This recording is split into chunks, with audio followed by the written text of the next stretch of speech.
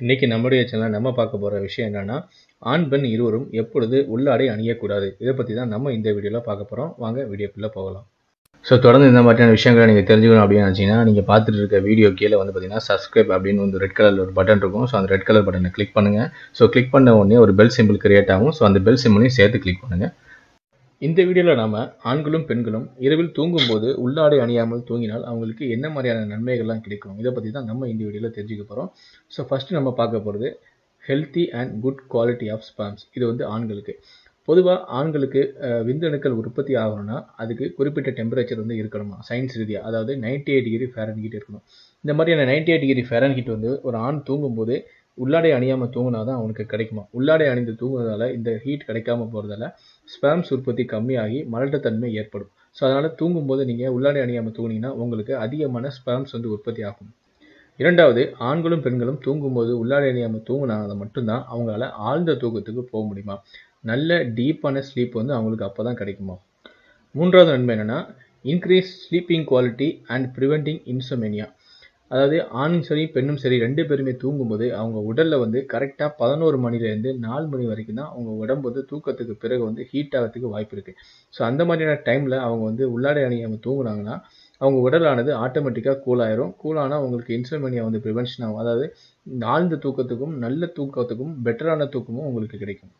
நான்காவது நன்மை, ரிலீசிங் அவர் ஹார்மோன்ஸ்.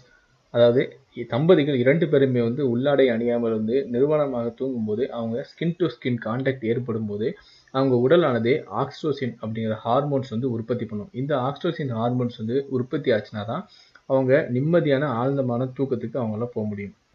இரண்டாவதா, நம்ம உடம்பு வந்து ரொம்ப ஹீட் ஆச்சுன்னா நமக்கு ஆட்டோமேட்டிக்காக வந்து ஸ்ட்ரெஸ் லெவல் வந்து அதிகமாயிரும்.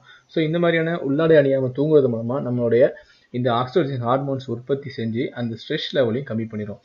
அதோட மெலாடோனின் அப்படிங்கிற ஹார்மோன் வந்து உற்பத்தி ஆகும். இந்த மெலோடின் ஹார்மோனும் நம்ம வந்து நிம்மதியான ஆழ்ந்தமான தூக்கத்தில் போகும்போதும் ஸ்கின் டு ஸ்கின் கான்டாக்ட் கிடைக்கும் போது இந்த ஹார்மோன் உற்பத்தி ஆகும். இந்த ஹார்மோன் உற்பத்தி ஆச்சுன்னா இது ஒரு ஆன்டி ஏஜிங் ஹார்மோன்ஸாக ஆக்டிவேட் ஆகும். அதாவது சீக்கிரமாக நமக்கு முதுமை வராமலும் நம்ம எப்போதுமே இளமையாக இருக்கிறதுக்கும் இந்த ஹார்மோன்ஸ் வந்து ரொம்ப பயனுள்ளதாக இருக்கும். ஐந்தாவது நன்மை என்னன்னா, பெயின் ரிலீவர். இந்த மாதிரி நம்ம தூங்குறது மூலமா நம்ம உடம்பு முழுவதும் வந்து பிளட் சர்க்குலேஷன் இருக்குமா. அதாவது தலை முதல் பாதம் வரை எந்த ஒரு இடத்துல வந்து பிளட் வந்து ஃப்ளோ வந்து பிரேக் ஆகாம நல்ல ஆரோக்கியமான முறையில் வந்து உடம்பு ஃபுல்லாக வந்து பிளட் சர்க்குலேஷன் இருக்கிறதால நமக்கு உடம்புல எந்த மாதிரியான வலிகள் இருந்தாலும், டயரியா, பேக் பெயின், இந்த மாதிரி எந்த மாதிரியான பிரச்சனைகள் நமக்கு இருந்தாலும் அது சரியாயிடும். ஆறாவது நன்மை என்னன்னா, decreasing the number of bacteria in the cloth. நம்ம காலையில் நம்ம நிறைய வேலைகள் செய்வோம். அதனால் நமக்கு வந்து ஸ்வெட்டிங், அதாவது வேர்வை வர்றதா சான்சஸ் இருக்குது. இந்த வேர்வையானது அந்த உள்ளாடையில் வந்து இருக்கிறது காரணத்தினால இரவு நேரத்தில் நம்ம தூங்கும்போது உள்ளாடை இருக்கும்போது அந்த பகுதி வந்து ஹீட் ஆகிருக்கும். அதே சமயத்தில் இந்த வேர்வை வந்து அங்கே பாக்டீரியா வந்து உற்பத்தி ஆயிரும்.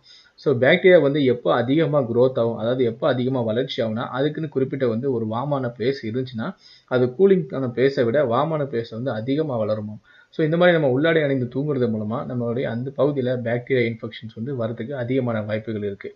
அதாவது தொற்று நோய்கள் வரதுக்கு அதிகமான வாய்ப்புகள் இருக்குது. ஏழாவது நன்மை என்னன்னா, அரோசிங் அவர் செக்ஷுவலி. அதாவது சிலர் வந்து வேலை பளுகள் மூலமாக இரவு நேரத்தில் வந்து உடலுறவு வைத்துக்கொள்ள விரும்ப மாட்டாங்க. அவங்களுக்கு இருக்கக்கூடிய டயர்ட்னஸ், அவங்க வாழ்க்கையில் ஃபேஸ் பண்ணக்கூடிய சர்டன் ப்ராப்ளம்ஸ், இந்த மாதிரியான விஷயங்கள் மூலமாக அவங்க உடலுறவு வைத்துக்கொள்ளணும்னு விரும்ப மாட்டாங்க. ஆனால் இந்த மாதிரி 2 பேரும் தூங்கும்போது அவங்கள அறியாமலே அந்த விஷயத்தில் ஈடுபடணும் அப்படிங்கிற ஒரு எண்ணம் வந்து உருவாகிறதுக்கு இது ஒரு வாய்ப்பாக கூட அமையும். எட்டாவது, மினிமைசிங் தி அன்பிளசன்ட் ஸ்மெல்.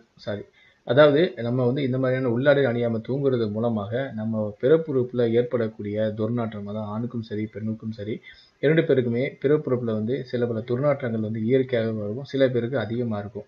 இந்த மாதிரி நம்ம தூங்குறது மூலமாக நமக்கு அது மூலமாக ஏற்படக்கூடிய துர்நாற்றங்கள் அளவு கூட கம்மியாயிருமா.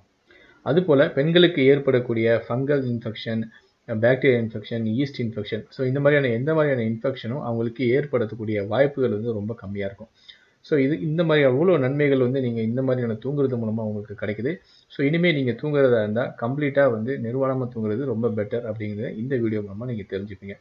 மேலும் இது போல் தகவலை நீங்கள் தெரிஞ்சுக்கணுன்னா மறக்காம என்னுடைய சேனலை நீங்கள் சப்ஸ்கிரைப் பண்ணுங்கள். உங்களுக்கு ஹெல்த் சம்மந்தமாக வேறு எதுவும் தெரிஞ்சுக்கணுன்னா அதையும் கமெண்ட் பண்ணுங்கள். இந்த வீடியோ பிடித்திருந்தால் லைக் பண்ணுங்கள், ஷேர் பண்ணுங்கள். தேங்க்யூ.